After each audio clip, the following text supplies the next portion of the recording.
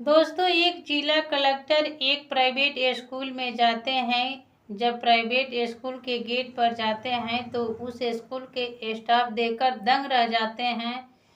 तभी जिला कलेक्टर अपनी गाड़ी से उतरते हैं और प्रिंसिपल के ऑफिस में चले जाते हैं। ऑफिस में जाने के बाद जिला कलेक्टर कहते हैं कि इस स्कूल में जो टीचर मुकेश सर थे वो कहाँ पर है।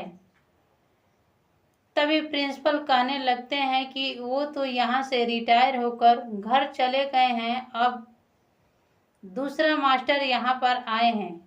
तभी जिला कलेक्टर कहने लगते हैं कि उनका मुझे एड्रेस चाहिए। इसी बात पर प्रिंसिपल के मन में ख्याल आती है कि आखिर इतना बड़ा अधिकारी एक टीचर से क्यों मुलाकात करना चाहता है। तभी प्रिंसिपल कहने लगता है जिला कलेक्टर से कि क्या बात है, किस लिए आप मुकेश सर को खोज रहे हैं। तभी जिला कलेक्टर कहते हैं कि मुझे जब वो क्लास में पढ़ाते थे तो बच्चों से सवाल करते थे। एक दिन सवाल किए कि सभी बच्चों को 100-100 रुपए दूंगा और 100-100 रुपए के तुम लोग क्या करोगे।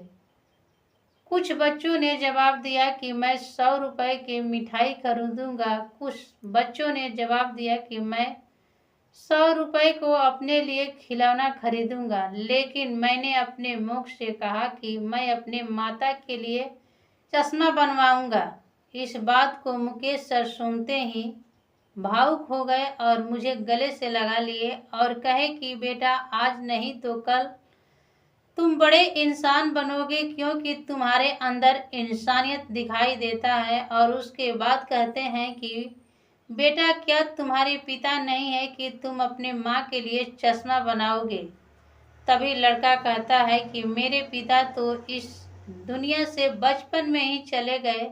मेरी माँ दूसरों को कपड़ा सिलाई करती है और दूसरे के घर में झाड़ू पोछा लगाती है और उसी पैसा से मेरा पेट भरती है और स्कूल के फीस भरती है। इस बात को जब प्रिंसिपल सुनते हैं तो सुनने के बाद चकित रह जाते हैं और रजिस्टर निकालकर मुकेश सर के एड्रेस जिला कलेक्टर को दे देते हैं। और देने के बाद जिला कलेक्टर अपने गाड़ी में बैठते हैं और मुकेश सर के घर पर जाते हैं तो देखते हैं कि गेट पर ताला लगा है।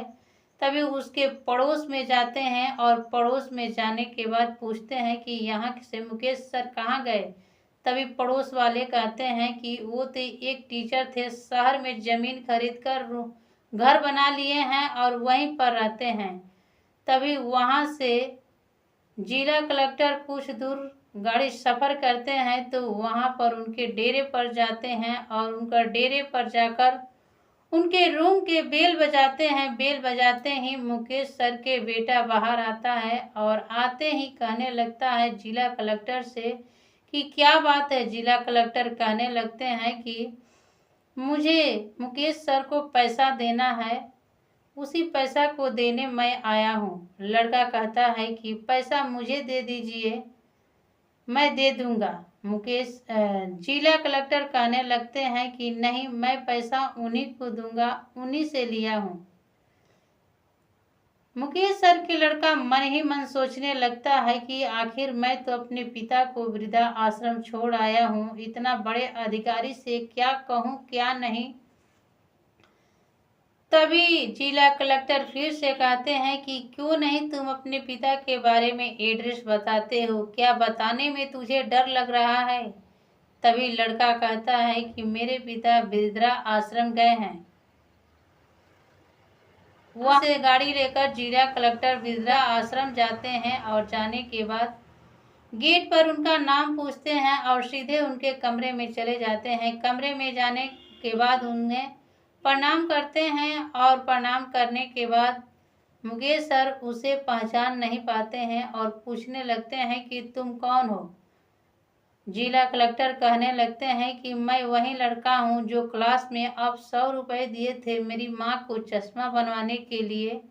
आज मैं जिला कलेक्टर बन गया हूँ और उसी पैसा को चुकाने आपके पास आया हूँ।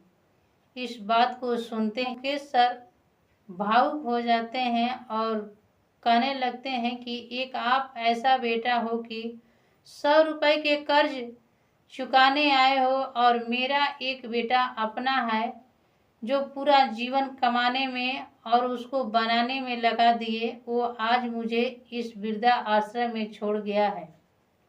जिला कलेक्टर ने वहाँ के वृद्धा आश्रम के बड़े आदमी से बात करते हैं और बात करने के बाद वहाँ से छुट्टी कराकर मुकेश सर को अपने घर ले आते हैं। घर ले आते ही अपना घर के बेल बजाते हैं तो उनकी पत्नी और 2 लड़के और लड़की और उनकी माता गेट पर आते हैं और उन लोगों से जिला कलेक्टर कहते हैं कि ये आज से तुम्हारे दादा हैं और मेरे पिता हैं, इनके अच्छे से ख्याल रखना और अच्छे से अपने घर परिवार में एक साथ मिलजुल कर रहना।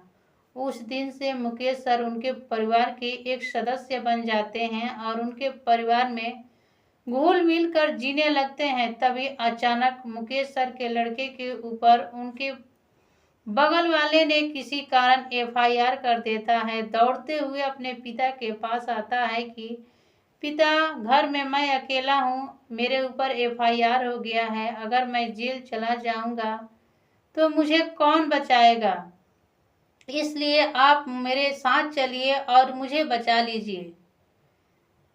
उस दिन मुकेश सर अपने बेटे को कहते हैं कि जिस दिन तूने मुझे आश्रम छोड़ा उसी दिन तुम्हारे पिता इस दुनिया से चला गया। मेरा पुत्र कैसा तुम हो और तेरा बाप मैं कैसा हूँ। आज से हम दोनों के रिश्ता खत्म हो गया। मैं जहाँ पर जी रहा हूँ वहाँ पर खुशी खुशी जीता हूँ और ऐसे ही जीते मर जाऊँगा।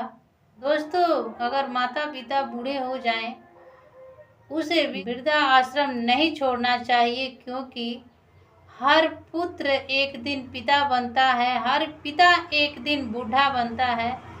हर इंसान को वही रास्ता होता है जैसे पिता और दादा को होता है। दोस्तों, ये सच्ची घटना सुनने के बाद आपको कैसी लगी, प्यारा सा कमेंट में अपना राय दें कि ये मुकेश सर और जिला कलेक्टर का फर्ज कैसा था।